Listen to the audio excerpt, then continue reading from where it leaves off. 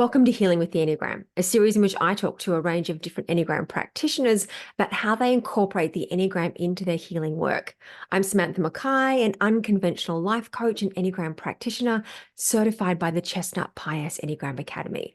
I spent 15 years healing from chronic stress and anxiety, depression, pain, and autoimmune condition, and in the last few years, tending to my own trauma. And I believe that understanding the role of our ego and our inner protection system in our healing work is key, which is one of the reasons why I'm so passionate about how we incorporate the Enneagram into our healing work.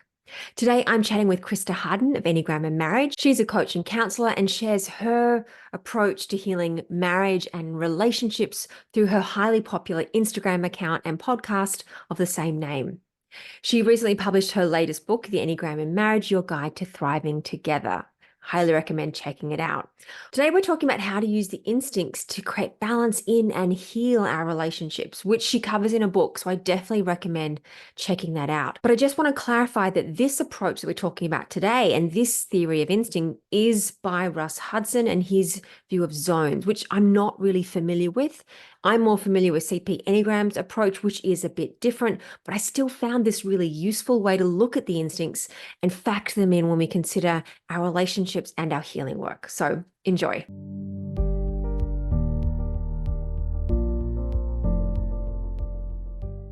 Hello, welcome. I'm Samantha Mackay, and I'm here with the incomparable Christa Hardin of Enneagram and Marriage. Today, we are talking about healing the instincts as part of the Healing with the Enneagram series.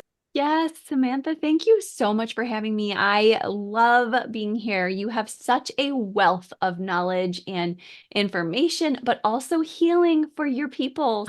Thank you. I really love what the Enneagram can offer people when we take it beyond a theory and into the practical. There is so much there.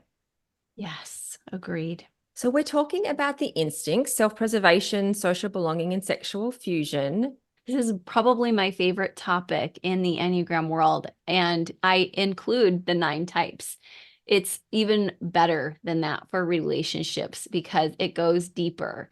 And a lot of our personality work is in our forebrain, and then in our hindbrain, we have these deeper lying instincts to work with that can be so part of our fixed habits and obvious just quick survival reactions that they get really tricky because they become part of our automatic responding to each other in relationships. So it's a very worthy topic to understand what these 3 instincts are and to see where we're at with them so that we can try to be balanced with all 3 of them. Would you agree? And I think the trick is that their instincts, they operate almost before that prefrontal brain kicks in. And so we're doing the thing before we've even stopped to realize we're doing the thing, which makes them tricky to work with, but also really powerful when you can figure out how to do it. So we'll just do a quick overview. So self-preservation is often about survival of the body in some way. And so that can include material security. I often think of it as the warmth and the shelter piece, but it can do with money and resources in any way. Social belonging it's almost your relationship to the group, sort of how your status and power or how you serve the group in some way. And then with sexual fusion, it's about your one-to-one relationships and how you feel seen in those spaces. What would you add to that? I have come to really learn that all of these instincts in relationship might be for you and your family or you and a partner too. And I think that they can get a bad rap when you think, oh, person who has the sexual dominant instinct just cares only about them and their partner, when it might be that they just care so deeply about their whole family on a very close level, or the self-preserving type. Oh, they're just selfish, but really they're taking care of everybody's basic needs for food or fitness. And then same thing with that social. You might think they only care about the group, but often they're really good at facilitating their, partner or family to be involved in that group too. So I think there's a bit of love I have for each of these centers. And like we both said, it can be tricky to have a perfect balance, but I think it's important to really try to integrate all three because, as you said, they all are very purposeful. And I really love that reframe of looking how, because often when the instincts are described, they're described as our own survival instincts. But I love how you're reframing it is that actually we're using them for the group as well, or the people we care most about. Of course, there's going to be extremes who are examples of people who are really maladaptive and so traumatized that they can't see beyond their own brain. But most people are using one of these dominantly and probably to excess because they have, as you said, just such a quick reaction with it. But it's probably going to still include their people where they're like, I'm making sure we're safe, or I'm making sure that we're social. And so the trick is helping all of us in our families and in our homes to have a balanced schedule, like you said, to make it practical every week where we're incorporating all of the instincts. So what does it mean to work with the instincts? If the instincts are so quick, how do we start to observe them in action and not necessarily change them, but start to create more balance across them? Well, I do think that although insight doesn't do all of it for us, I think it does often start with an insight about which one you're dominant in. So for those who are watching with us or listening here, they can hear us and really reflect right now and ask themselves in this moment in my life, because it can shift a little bit. Which one is really standing out? Am I really so keen on these security measures and home security and money and all the different factors of health and fitness? Am I really that wrapped up in my self-pres? Or am I really locked in with attracting somebody and being well partnered and merging in sex? Or am I really worried and concerned with how we're getting along socially and how we're connecting socially and looking socially and participating socially? And whichever one of those is big for you, it's nice to be able to not chide yourself for it, but to say, oh, this is how me and probably my ancestors learned to survive. And I think that's key, is not just going about it in this general hard reach kind of a way. Like one of my clients, I've seen her for so long, and she tells me in a funny story way, she says, when I first met you, you told me, even though I don't love socializing, she said, you told me, and this is almost 20 years back now, but she said, I said, you should go try to just meet somebody, reach out to somebody socially and meet somebody. And she's like, I was not going to do that. That was not the way to reach me. And she's like, this is how we've had to come to it, was a lot slower with baby steps. And she's still self-pres dominant. So I think that you can allow yourself to be who you are and to be authentically whichever instinct you are, but just adding in small pieces of the others, like looking at your week's calendar and saying, where is this going to fit? And that's something I do. And I created an Enneagram and Marriage Planner for couples to do, to open it, look at the page and say, what's happening this week for these three instincts? And then trying to add it in a way that's comfortable to you. I think it's just layering these in to how we approach our experiences with other people, whether in our family dynamic or as we go out and seek practitioners to help us, or, in that healing journey. What instinct needs the most support right now? And how can I do that? Is it a one-on-one practice with journaling? Is it an alone practice? Is it a one-on-one with a therapist, or is it a group experience? That's so good. Yes, I love that. And I love that you helped them to process through that. And you knew, and we all know, we have to work on our inner scripts so that we can even get ready to take this next step. So I would also recommend for everybody who's trying to take that baby step to stretch into one of the other instincts, whichever feels safer first, to also allow your mind to have some places of security, such as if it doesn't go that well, I can always scale back again. I'm just going to try it out, set my boundaries, and then if it doesn't go well, I can start over again and look at a different angle. So we can expect sometimes stepping into the other instinct, I will be a novice at it and it won't be the best go round, but I can keep learning as a scientist of myself what did I need? Maybe I need self-soothing. Maybe I went when I was tired. Maybe I talked to somebody who was not giving me cues of really being socially acceptable. Like if we were to really nuance the social instinct, one of the most important parts of the social instinct is reading people and situations. And if you're not really good at that, then you might go up to somebody and talk to them when they're not giving you any nonverbal signals that they're ready to talk. And that's going to come up with a rejection sometimes.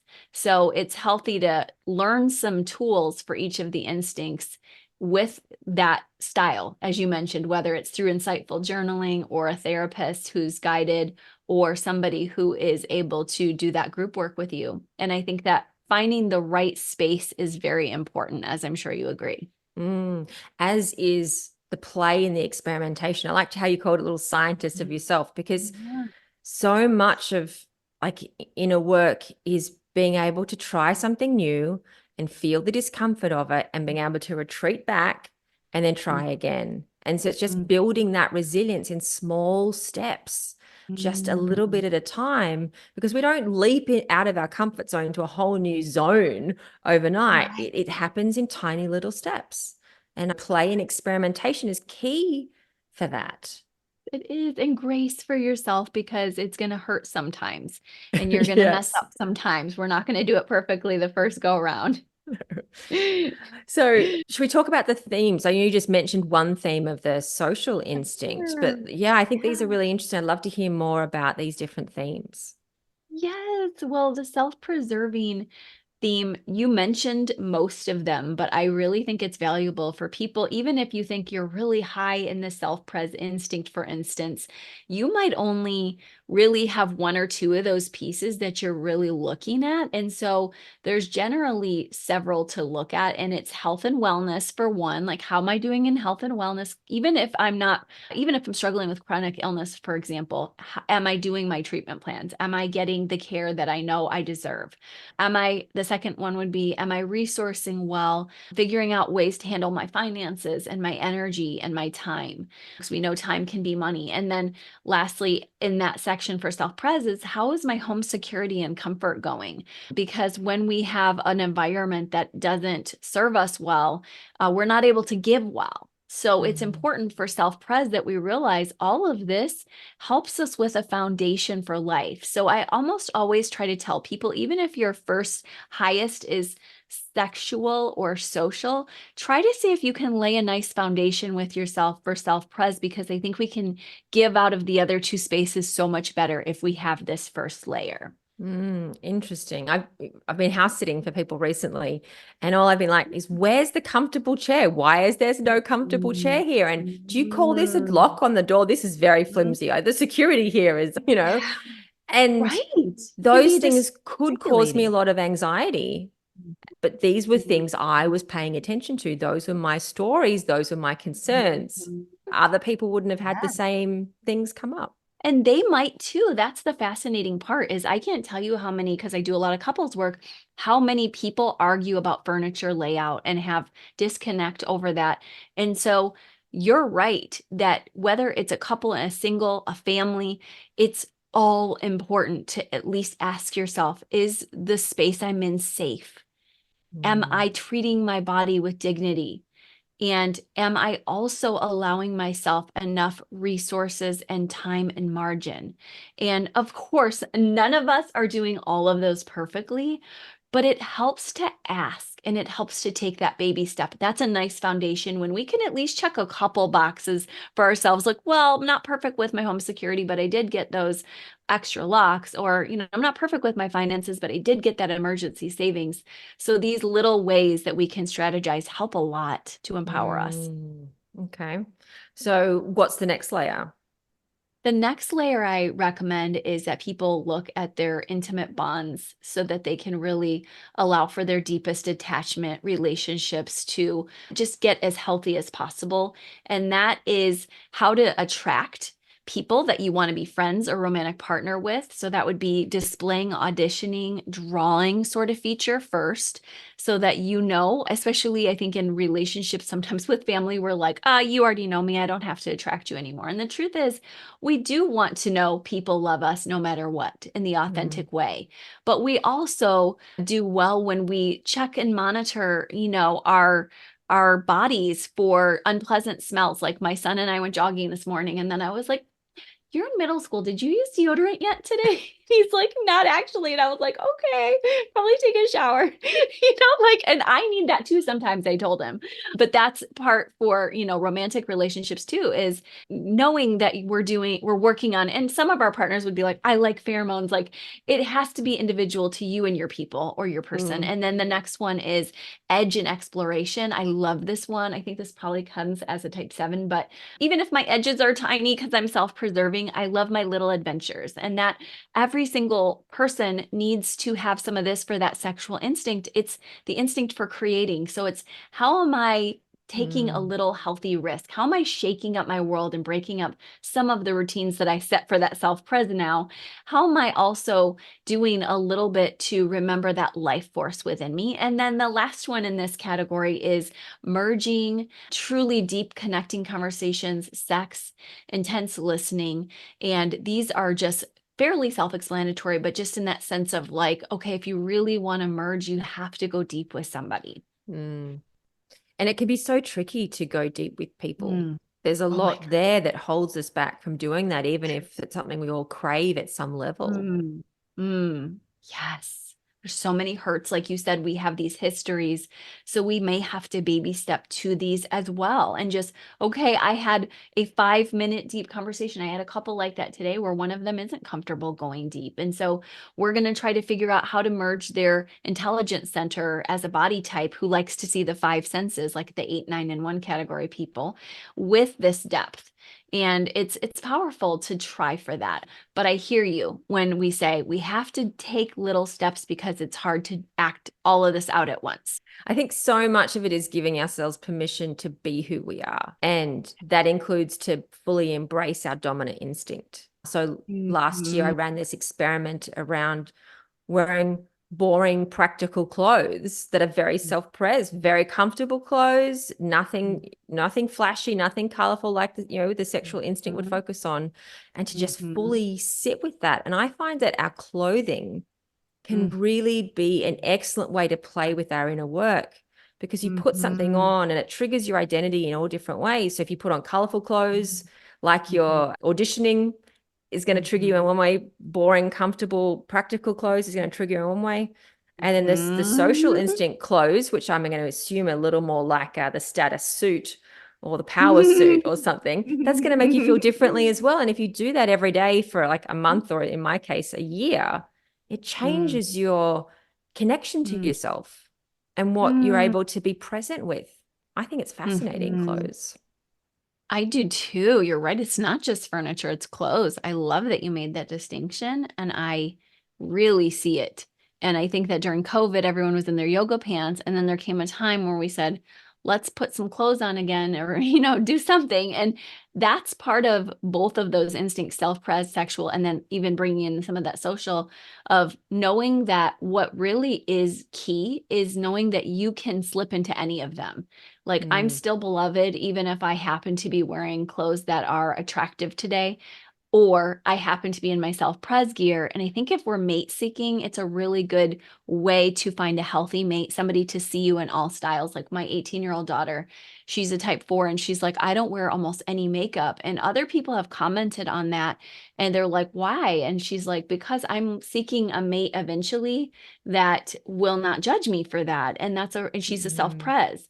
And so that's her way of saying, don't come looking here if you expect me to be constantly in that auditioning space. But she also knows that auditioning space can be fun, and no one's also going to stop her from wanting to do that once in a while. So it's kind of fun how you can use them all. It's so powerful to be able to play with them all. So there's a couple more themes for social, isn't there? Yes.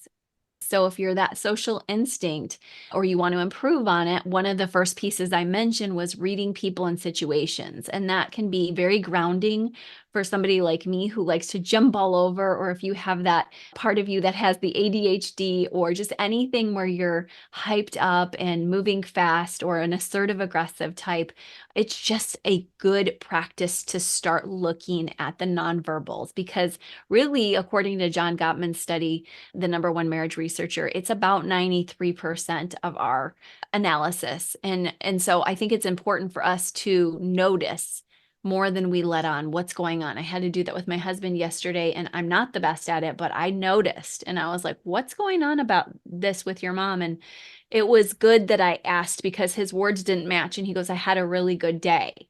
And it was, a really hard possible diagnosis for his mom. Had I been in my hype 7, I would have just not even connected. So reading people in situations is very key, even if their words don't match, and you have to stop to notice. And then the other one or two is, one of them is connecting, celebrating. There's a lot here, but setting boundaries, like all the ways we connect and celebrate together, because celebrating is part of life. And that's a great part of the social instinct, is knowing. Some people might conflate this with just the sexual instinct, but it's not necessarily deep conversations here. It's just celebrating a friend's birthday or anniversary, or making them feel seen, even if it's just for a moment, a quick text, thinking of you. These things can make somebody's day, especially if they're a social instinct. I had somebody tell me that recently, and it was a very small social thing I did, but socials can be a bit cooler in that way, that they don't demand such a deep level of connection. They just want to know, are you there for me? Are you in my corner a little bit? And then boundaries also, of knowing how to say yes and no well.